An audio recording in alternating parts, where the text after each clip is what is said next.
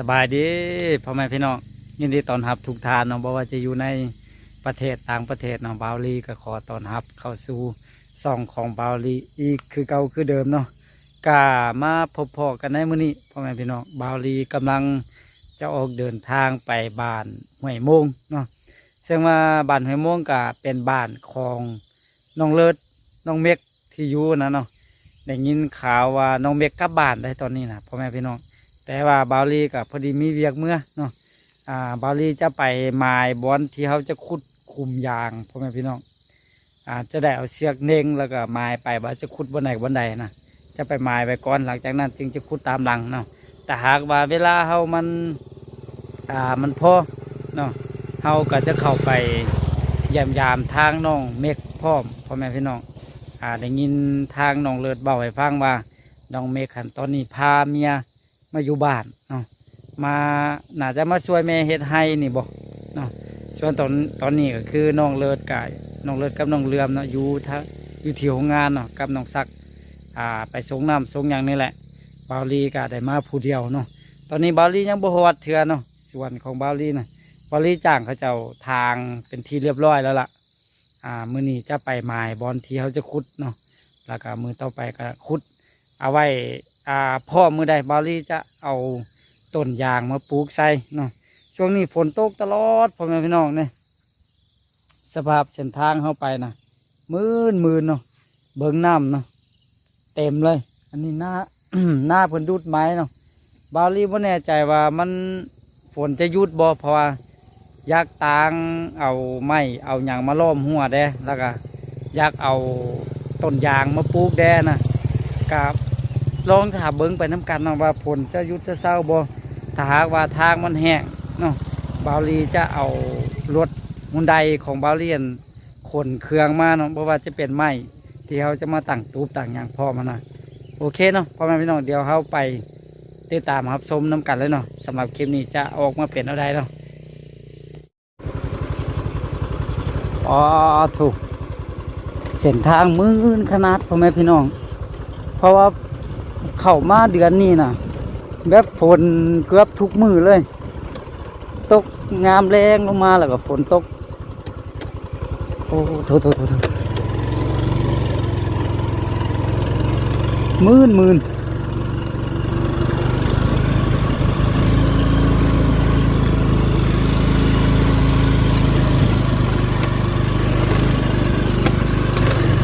เส้นทางนี่ตอนปีแล้วเนาะปีที่แล้วบาวลีมาเกือบทุกมือเลยพ่อแม่พี่น้องปีก่อนเนาะปีก่อนปีแล้วบาวลีก็ขายน้ำแล้วก็บ่ได้มาเลย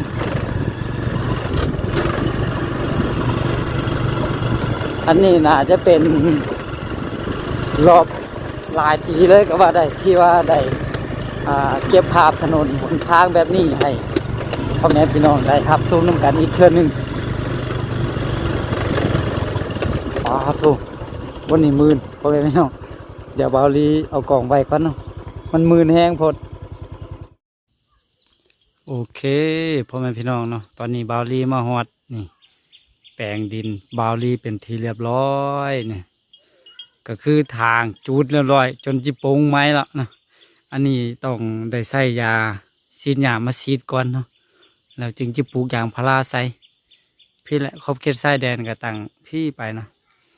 ตามที่เขาเจ้าทางให้เฮาแล้วเนาะเนี่ยไปหาต้นไม้ใหญ่พุ่นเนาะแล้วก็เกี่ยวไปตามต้นไม้พุ่นลงไปพุ่นเนาะก็ถือว่าสมควรพ่อแม่พี่น้องเนาะทางนี้มันสั้นหน่อยหนึ่งแต่ว่าทางนั้นนี่โอ้คักเนาะดินทางเบื้องนั้นนี่เดี๋ยวบาวลีจะขึ้นมาถึงพุ่นก่อนเนาะสองคนมาสวยก่อนพ่อแม่พี่น้องผู้เดียวน่าจะบ่ไหว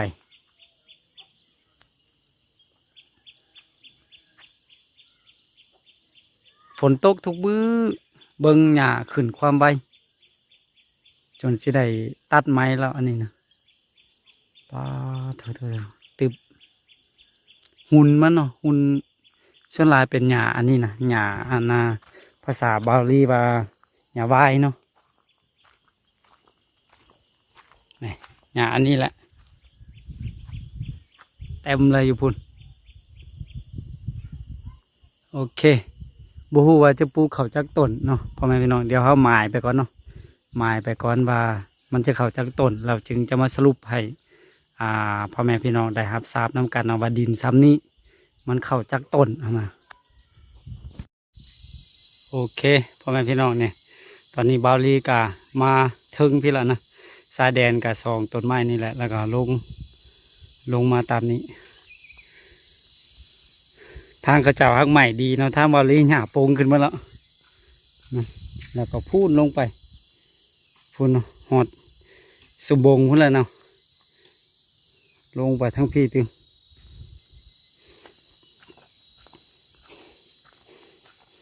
พาถุงยางขึ้นมากะฮอบแล้ว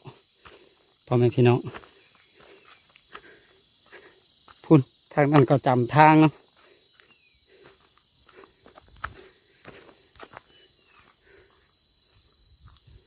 ลงไปหอดบาทจะประมาณนี้เลยโอเคตอนนี้บ้านนี้ก็ได้คนมาสวยแล้วเดี๋ยวจะพากระเจ้าดึงเสือก่อนโอเคพ่อแม่พี่น้องตอนนี้บ้านนี้ก็ได้คนมาสวยเนาะเนี่ยผาไม้ผาหยางแล้วก็กำลังเน่งเพียกเนี่ยใส่เพียกแบบนี้เน่งไปเนาะแล้วก็แทกมาระยะห่างก็เป็น3 เมตรทั้งนี้เนาะส่วนทั้งนี้6 เมตรพ่อแม่พี่น้องเนาะจะสังเกตเห็นลักเนาะที่บาวลีปักไว้เนี่ยลัก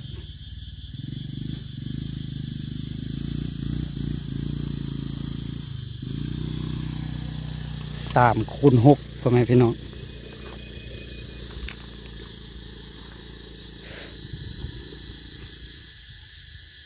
ใส่ไม้แมทมาแทกอย่างดีนะ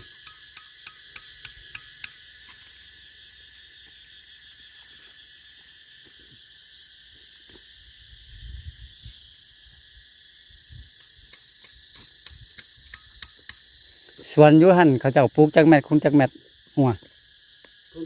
ของเราเขาเซ็ตของที่นั่นนั่นแหละ8 เมตรของคุณ8 เมตรดีกับ2 เมตรปลาย2 เมตร 5อ๋อ8 คูณ 2 เมตร 50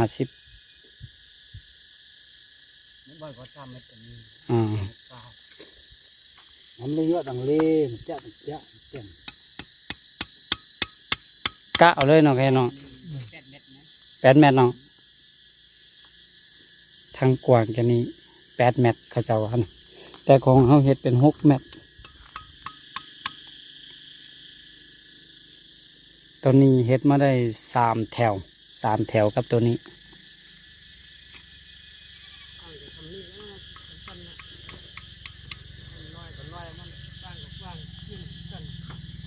ลองเบิ่งพ่อแม่พี่น้องว่า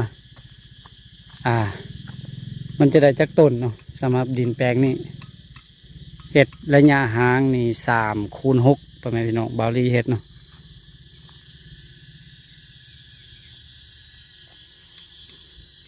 ก็เริ่มต้นเฮ็ดพ่อแม่พี่น้องลองเบิ่งว่ามื้อนี้เขาจะแทกแล้วบ่สำหรับคุมยางเนาะ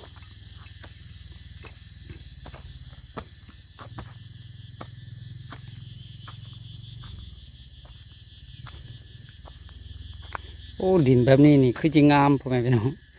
ซักเข่าใช่นี่สุดเลยเรือปลูกผักปลูกหยังใช่เนาะ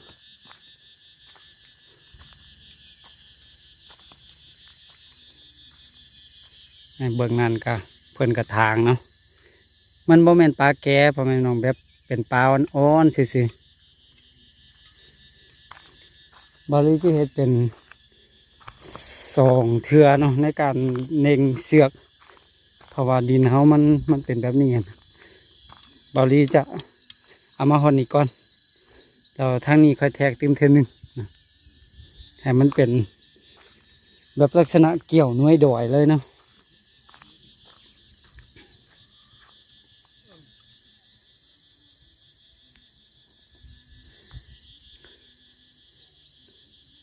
ลองติดตามรับชมไปนำกันเนาะว่าตอนท้ายจะได้จักต้นเดี๋ยวมาสรุปให้เบิ้งนำกันโอเคพ่อแม่พี่น้องตอนนี้ก็ค่อยคำยามแรงแล้วเนาะ โอ้ทุหลายโมงหลายยามเติบโอ้แบตเตอรี่ก็หมด